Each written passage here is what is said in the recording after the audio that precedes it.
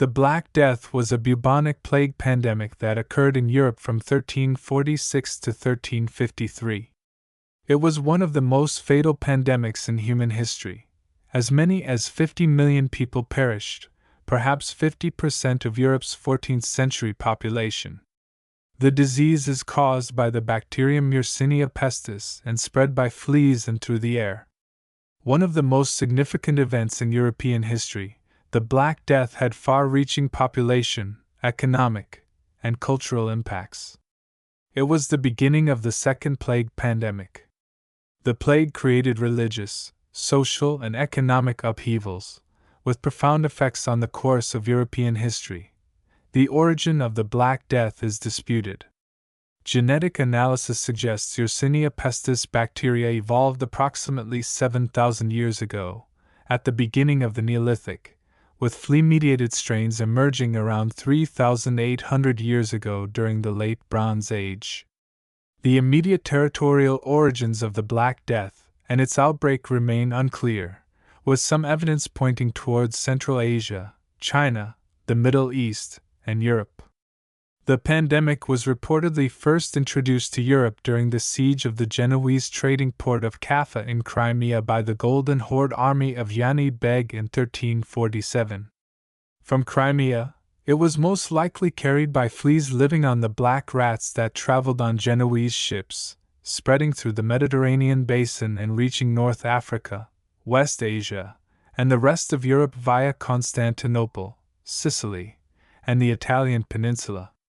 There is evidence that once it came ashore, the Black Death mainly spread from person to person as pneumonic plague, thus explaining the quick inland spread of the epidemic, which was faster than would be expected if the primary vector was rat fleas causing bubonic plague. In 2022, it was discovered that there was a sudden surge of deaths in what is today Kyrgyzstan from the Black Death in the late 1330s. When combined with genetic evidence, this implies that the initial spread may have been unrelated to the 14th century Mongol conquests previously postulated as the cause. The Black Death was the second great natural disaster to strike Europe during the late Middle Ages. The first one being the Great Famine of 1315 to 1317, and is estimated to have killed 30% to 60% of the European population, as well as approximately 33% of the population of the Middle East. There were further outbreaks throughout the late Middle Ages and, also due to other contributing factors, the crisis of the late Middle Ages, the European population did not regain its 14th century level until the 16th century. Outbreaks of the plague recurred around the world until the early 19th century. European outbreak. Plague was reportedly first introduced to Europe via Genoese traders from their port city of Kaffa in the Crimea in 1347. During a protracted siege of the city in 1345 to 1346, the Mongol Golden Horde army of Yani Beg, whose mainly Tatar troops were suffering from the disease, catapulted infected corpses over the city walls of Kaffa to infect the inhabitants, though it is also likely that infected rats traveled across the siege lines to spread the epidemic to the inhabitants. As the disease took hold, Genoese traders fled across the Black Sea to Constantinople, where the disease first arrived in Europe in summer 1347. The epidemic there killed the 13-year-old son of the Byzantine emperor, John VI Cantacazinos, who wrote a description of the disease modeled on Thucydides' account of the 5th century BC plague of Athens. Noting the spread of the Black Death by ship between maritime cities, Nicephorus Gregoras, while writing to Demetrios Kydones, described the rising death toll, the futility of medicine, and the panic of the citizens.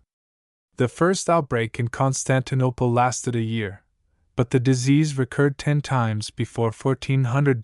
Carried by 12 Genoese galleys, plague arrived by ship in Sicily in October 1347.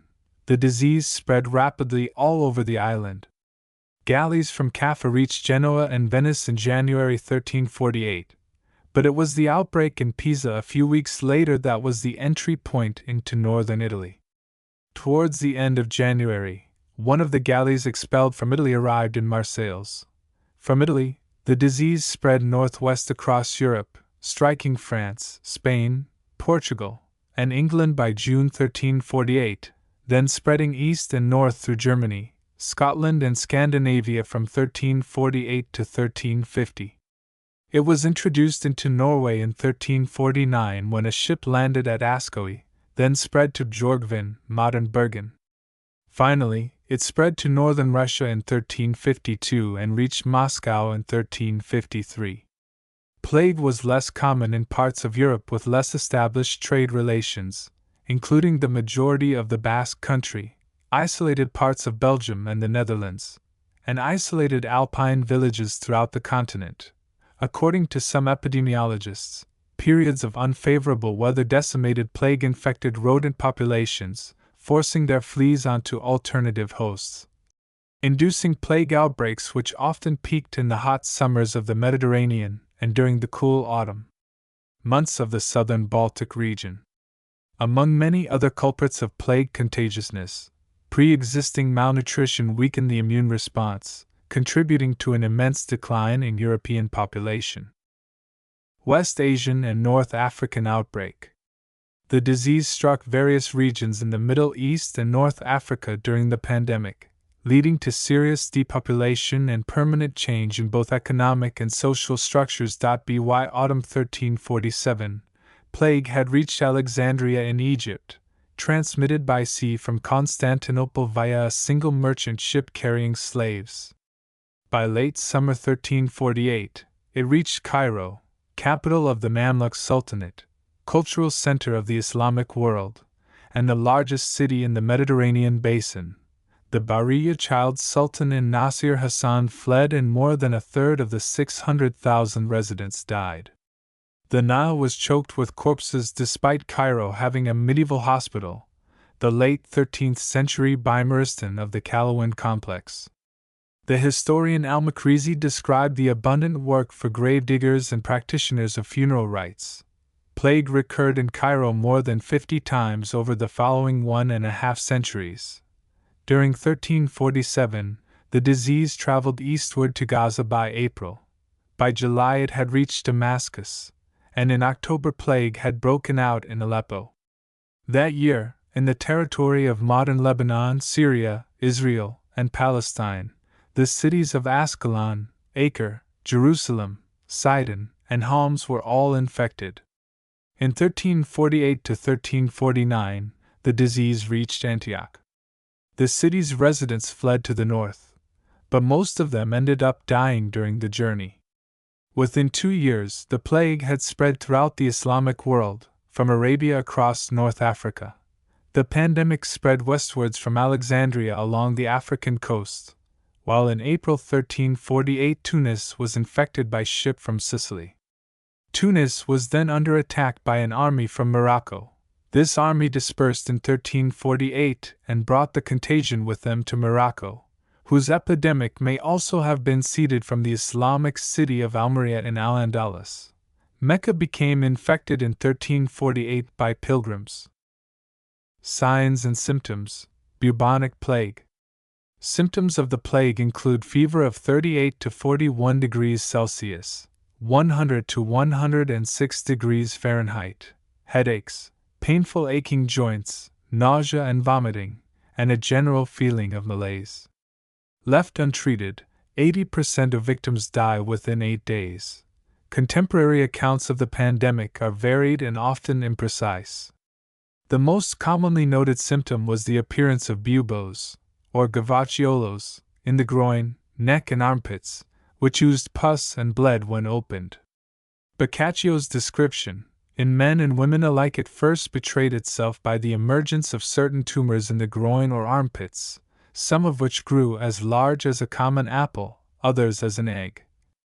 From the two said parts of the body this deadly gavacciolo soon began to propagate and spread itself in all directions indifferently, after which the form of the malady began to change, black spots or livid making their appearance in many cases on the arm, or the thigh or elsewhere, now few and large, now minute and numerous. As the gavacciolo had been and still was an infallible token of approaching death, such also were these spots on whomsoever they showed themselves. This was followed by acute fever and vomiting of blood. Most people died 2 to 7 days after initial infection. Freckle-like spots and rashes, which may have been caused by flea bites, were identified as another potential sign of plague. Pneumonic plague Ludwig Haligen, whose master Cardinal Giovanni Colonna died of plague in 1348, noted a distinct form of the disease, pneumonic plague, that infected the lungs and led to respiratory problems. Symptoms include fever, cough, and blood-tinged sputum. As the disease progresses, sputum becomes free-flowing and bright red.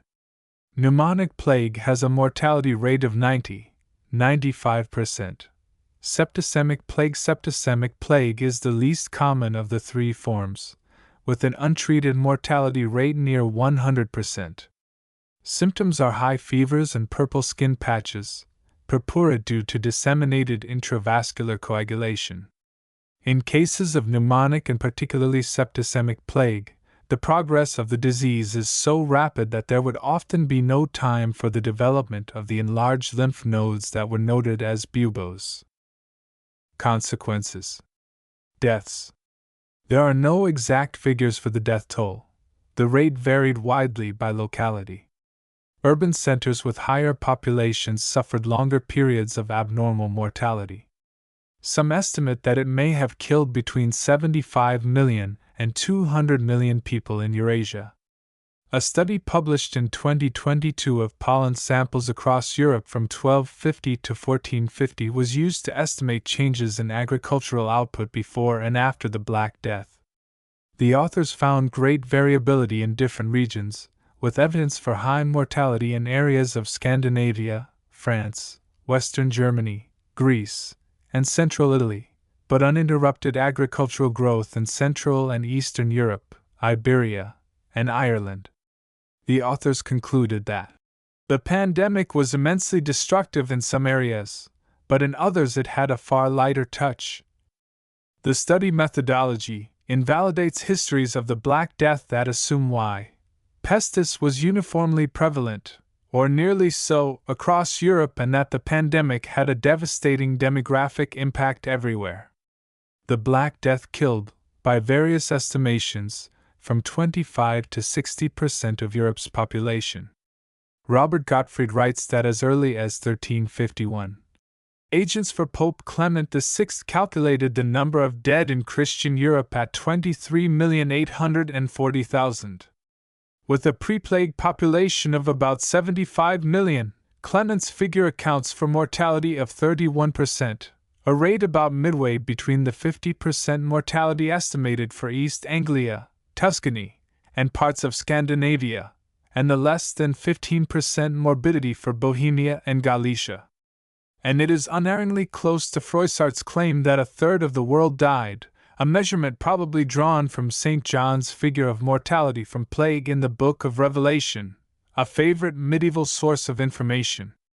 Old J. Benedicto proposes 60% mortality rate for Europe as a whole based on available data, with up to 80% based on poor nutritional conditions in the 14th century. According to medieval historian Philip Daleiter, it is likely that over 4 years, 45 to 50% of the European population died of plague. The overwhelming number of deaths in Europe sometimes made mass burials necessary, and some sites had hundreds or thousands of bodies. The mass burial sites that have been excavated have allowed archaeologists to continue interpreting and defining the biological, sociological, historical, and anthropological implications of the Black Death. The mortality rate of the Black Death in the 14th century was far greater than the worst 20th century outbreaks of pestis plague, which occurred in India and killed as much as 3% of the population of certain cities. In 1348, the disease spread so rapidly that nearly a third of the European population perished before any physicians or government authorities had time to reflect upon its origins. In crowded cities, it was not uncommon for as much as 50% of the population to die. Half of Paris' population of 100,000 people died. In Italy, the population of Florence was reduced from between 110,000 and 120,000 inhabitants in 1338 to 50,000 in 1351.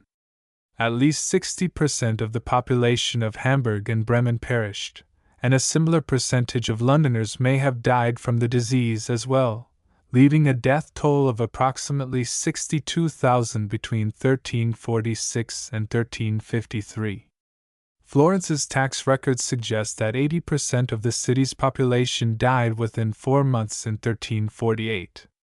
Before 1350, there were about 170,000 settlements in Germany, and this was reduced by nearly 40,000 by 1450. The disease bypassed some areas, with the most isolated areas being less vulnerable to contagion. Plague did not appear in Flanders until the turn of the 15th century, and the impact was less severe on the populations of Hainaut, Finland, northern Germany, and areas of Poland. Monks, nuns, and priests were especially hard hit since they cared for people ill with the plague.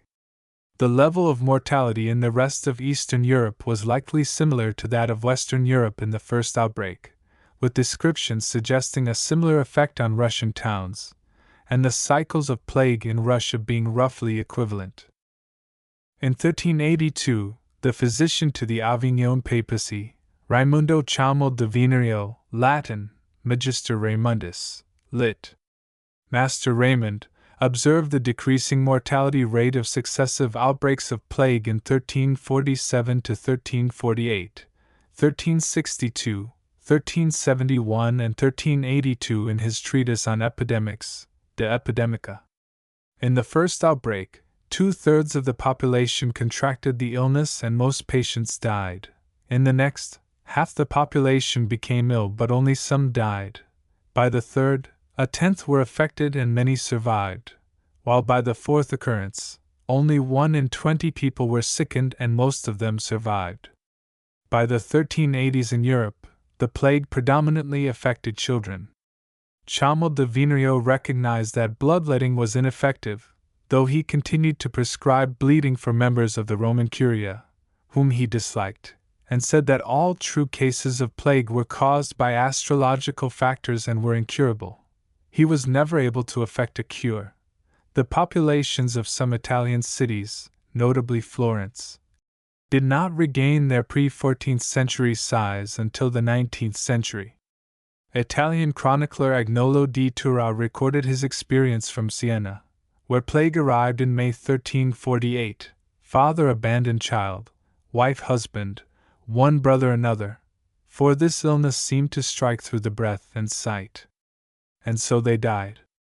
And none could be found to bury the dead for money or friendship. Members of a household brought their dead to a ditch as best they could, without priest, without divine offices. Great pits were dug and piled deep with the multitude of dead. And they died by the hundreds both day and night. And as soon as those ditches were filled, more were dug. And I, Agnolo di Tura, buried my 5 children with my own hands. And there were also those who were so sparsely covered with earth that the dogs dragged them forth and devoured many bodies throughout the city. There was no one who wept for any death, for all awaited death. And so many died that all believed it was the end of the world. The most widely accepted estimate for the Middle East, including Iraq, Iran, and Syria, during this time, is for a death toll of about 1/3 of the population. The Black Death killed about 40% of Egypt's population. In Cairo, with a population numbering as many as 600,000, and possibly the largest city west of China, between 1/3 and 40% of the inhabitants died within 8 months. By the 18th century, the population of Cairo was halved from its numbers in 1347. Economic It has been suggested that the Black Death, like other outbreaks through history, disproportionately affected the poorest people and those already in worse physical condition than the wealthier citizens. But along with population decline from the pandemic, wages soared in response to a subsequent labor shortage. In some places, rents collapsed, e.g., lettings used to bring in £5 and now but £1. However, many laborers, artisans, and craftsmen, those living from money wages alone, suffered a reduction in real incomes owing to rampant inflation. Landowners were also pushed to substitute monetary rents for labor services in an effort to keep tenants. Taxes and tithes became difficult to collect, with living poor refusing to cover the share of the rich deceased, because many properties were empty and unfarmed, and because tax collectors, where they could be employed, refused to go to plague spots. The trade disruptions in the Mongol Empire caused by the Black Death was one of the reasons for its collapse. Environmental A study performed by Thomas van Hoof of the Utrecht University suggests that the innumerable deaths brought on by the pandemic cooled the climate by freeing up land and triggering reforestation. This may have led to the Little Ice Age. Persecutions. Renewed religious fervor and fanaticism increased in the wake of the Black Death. Some Europeans targeted various groups such as Jews, friars, foreigners, beggars, pilgrims, lepers, and Romani, blaming them for the crisis. Lepers, and others with skin diseases such as acne or psoriasis, were killed throughout Europe, because 14th century healers and governments were at a loss to explain or stop the disease. Europeans turned to astrological forces, earthquakes, and the poisoning of wells by Jews as possible reasons for outbreaks. Many believed the epidemic was a punishment by God for their sins, and could be relieved by winning God's forgiveness. There were many attacks against Jewish communities. In the Strasbourg massacre of February 1349, about 2,000 Jews were murdered. In August 1349, the Jewish communities in Mainz and Cologne were annihilated. By 1351, 60 major and 150 smaller Jewish communities had been destroyed. During this period, many Jews relocated to Poland, where they received a welcome from King Casimir the Great. Social one theory that has been advanced is that the Black Death's devastation of Florence, between 1348 and 1350, resulted in a shift in the world view of people in 14th century Italy that ultimately led to the Renaissance. Italy was particularly badly hit by the pandemic, and the resulting familiarity with death may have caused thinkers to dwell more on their lives on earth, rather than on spirituality and the afterlife. It has also been argued that the Black Death prompted a new wave of piety, manifested in the sponsorship of religious works of art. This does not fully explain why the Renaissance occurred in Italy in the 14th century. The Renaissance's emergence was most likely the result of the complex interaction of the above factors, in combination with an influx of Greek scholars after the fall of the Byzantine Empire. As a result of the drastic reduction in the populace, the value of the working class increased, and commoners came to enjoy more freedom. To answer the increased need for labor, workers traveled in search of the most favorable position economically. Prior to the emergence of the Black Death, the continent was considered a feudalistic society, composed of fiefs and city-states frequently managed by the Catholic Church. The pandemic completely restructured both religion and political forces. Survivors began to turn to other forms of spirituality, and the power dynamics of the fiefs and city-states crumbled. The survivors of the pandemic found not only that the prices of food were lower but also that lands were more abundant, and many of them inherited property from their dead relatives, and this probably contributed to the destabilization of feudalism. The word quarantine has its roots in this period, though the practice of isolating people to prevent the spread of disease is older. In the city-state of Ragusa, modern Dubrovnik, Croatia, a 30-day isolation period was implemented in 1377 for new arrivals to the city from plague-affected areas. The isolation period was later extended to 40 days, and given the name quarantino, from the Italian word for 40. All institutions were affected. smaller monasteries and convents became unviable and closed. Up to half parish churches lost their priests, apart from the parishioners. Religious sensibilities changed. Looking back into the past, the history of the Church during the Middle Ages in England appears one continuous and stately progress. It is much nearer to the truth to say that in 1351 the whole ecclesiastical system was wholly disorganized, or indeed more than half ruined, and that everything had to be built up anew. To secure the most necessary public ministrations of the rites of religion, the most inadequately prepared subjects had to be accepted, and even these could be obtained only in insufficient numbers. The immediate effect on the people was a religious paralysis. Instead of turning men to God, the scourge turned them to despair. In time the religious sense and feeling revived, but in many respects it took a new tone, and its manifestations ran in new channels, characterized by a devotional and more self-reflective cast than previously. The new religious spirit found outward expression in the multitude of guilds which sprang into existence at this time, in the remarkable and almost extravagant development of certain pious practices, in the singular spread of a more personal devotion to the Blessed Sacrament, to the Blessed Virgin, to the Five Wounds, to the Holy Name, and other such manifestations of a more tender or more familiar piety. At the close of the 14th century and during the course of the 15th, the supply of ornaments, furniture, plate, statues painted or in highly decked coats, with which the churches were literally encumbered as time went on, proved a striking contrast to the comparative simplicity which characterized former days, as witnessed by a comparison of inventories. In fact, the 15th century witnessed the beginnings of a great middle-class movement, which can be distinctly traced to the effect of the Great Pestilence.